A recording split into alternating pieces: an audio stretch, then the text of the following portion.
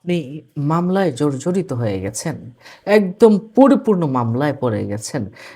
আপনি মামলা থেকে বের হওয়ার কোনো পথ পাচ্ছেন না। এই আমলটা আপনার জন্য 100% কার্যকরী। আমি এটা যাকেই দিয়েছি তারাই ফল পেয়েছে। সুবহানাল্লাহ, সুবহানাল্লাহ। এবং যে আপনি ঋণগ্রস্ত হয়ে আছেন, অনেক বেশি ঋণগ্রস্ত, অনেক বেশি অসুস্থতায় আছেন। আপনি বিপদ-আপদগুলো লেগেই থাকে ১০০% আপনার এটা কাজ হবে। ১০০% ইনশাআল্লাহ আপনি যেখানে বসে আমলটা করলেন, এখান থেকে বেরোয়ার পরেই হয়তো কয়েক ঘন্টার ভিতরে আপনি একটা ফয়সালা পেয়ে যাবেন। সুবহানাল্লাহ, সুবহানাল্লাহ। এটা একটা পরীক্ষিত যদি সুন্দরমতো করতে পারেন, অবশ্যই আপনি মামলা মোকদ্দমায় আপনি জয়ী হবেন। ঋণ থেকে আপনি মুক্তি পাবেন, অসুস্থতা থেকেও আপনি মুক্তি পাবেন, বিপদ-আপদ থেকেও আপনি মুক্তি পাবেন। যারা আল্লাহ পাকের নামের প্রতি অগাধ বিশ্বাস, ভক্তি, ভালোবাসা আছে, তারাই কেবলমাত্র এই আমলটা করবেন। এটা একটা পরীক্ষিত আমল। আপনি ফজরের নামাজের পরে এই আমলটা করবেন। যত বড় মামলা হোক, আপনার মামলা ভালো হয়ে যাবে। মামলা চলে যাবে। যত বড় ঋণই হোক, ঋণ মুক্ত হয়ে যাবেন। যত বড় অসুস্থতাই হোক, আপনার অসুস্থতা ভালো হয়ে যাবে ইনশাআল্লাহ। যত বড় বিপদই হোক, বিপদ দূর হয়ে যাবে। সুবহানাল্লাহ, সুবহানাল্লাহ। ফজরের নামাজের পরে ফজরের নামাজ পড়ে ওই জায়নামাজে বসে থাকবেন। জায়নামাজে বসে আপনি ১১ বার দুরূদ শরীফ পাঠ করবেন। আপনি যে দুরূদখানা পারেন ওই ১১ বার দুরূদ শরীফ পাঠ করবেন। আপনি যদি দুরূদ ইব্রাহিমি পারেন, দুরূদ ইব্রাহিম পড়তে পারেন।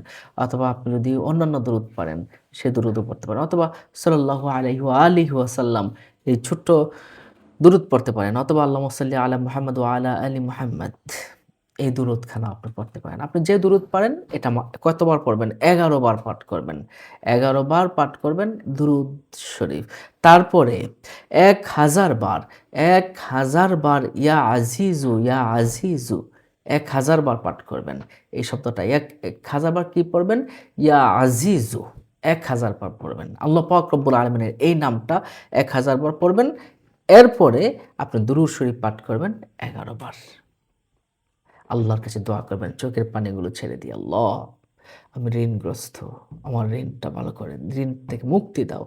আল্লাহ, আমি অন্যায়ভাবে আমাকে মামলা মোকদ্দমায় ফাঁসিয়ে দিয়েছি আল্লাহ। তুমি আমার মামলা মোকদ্দমা থেকে আমাকে মুক্ত করে দাও। যত বড় মামলা হোক, তার মামলা মুহূর্তেই কিন্তু নিঃশেষ হয়ে যাবে।" এটা খুব পরীক্ষিত একটি আমল। আপনি অসুস্থতায় আছেন, আপনি এই আমলটা দুরূদ শরীফ ১১ বার, ইয়া আজিজু ১,০০০ বার, দুরূদ শরীফ আবার ১১ বার পড়ে আল্লাহর কাছে দোয়া করবেন। কখন করবেন? ফজরের নামাজের পরে। ফজরের নামাজ পড়েছেন, অতঃপর আপনি এই আমলটা করবেন ইনশাআল্লাহ। আপনি আশ্চর্য হয়ে যাবেন। এই আমলটার কি যে পাওয়ার, কি যে পাওয়ার! ইয়া আজিজু আল্লাহ পাকের এই নামের পাওয়ারটাই আশ্চর্যপূর্ণ একটা পাওয়ার। সুবহানাল্লাহ, সুবহানাল্লাহ। অনেক পাওয়ার। আমার অন্য ভিডিওগুলোতে আপনি পাবেন ইয়া আজিজু নামের আমলটা আমরা দিয়েছি। আরও বেশ কিছু আমল আছে ইয়া আজিজু নামের। আর এটা হচ্ছে স্পেসিফিক মামলা মোকদ্দমায় জয়ী হওয়া। যারা মামলা মোকদ্দমায় পড়ে গেছেন, অন্যায়ভাবে পড়ে গেছেন, মামলা মোকদ্দমায় কোনো পথ পাচ্ছেন না, তারা এই আমলটা করবেন। অবশ্যই আপনি এই আমলের কারণে মামলা মোকদ্দমা থেকে মুক্তি পাবেন। আপনার ঋণ থেকে মুক্তি পাবেন, অসুস্থতা থেকে মুক্তি পাবেন, বিপদ-আপদ থেকে আপনি মুক্তি পাবেন। নিশ্চয়ই বিষয়টা বুঝতে পারছেন। আপনাদের কোনো প্রশ্ন থাকলে আমাদের কমেন্ট বক্সে প্রশ্ন করুন। আর আমাদের সেম এমন ধরনের কোনো ভিডিও পেতে আমাদের চ্যানেলটাকে সাবস্ক্রাইব করে রাখুন। ভালো থাকুন, সুস্থ থাকুন। দেখা হবে পরবর্তী ভিডিওতে। আসসালামু আলাইকুম ওয়া রাহমাতুল্লাহি ওয়া বারাকাতুহু।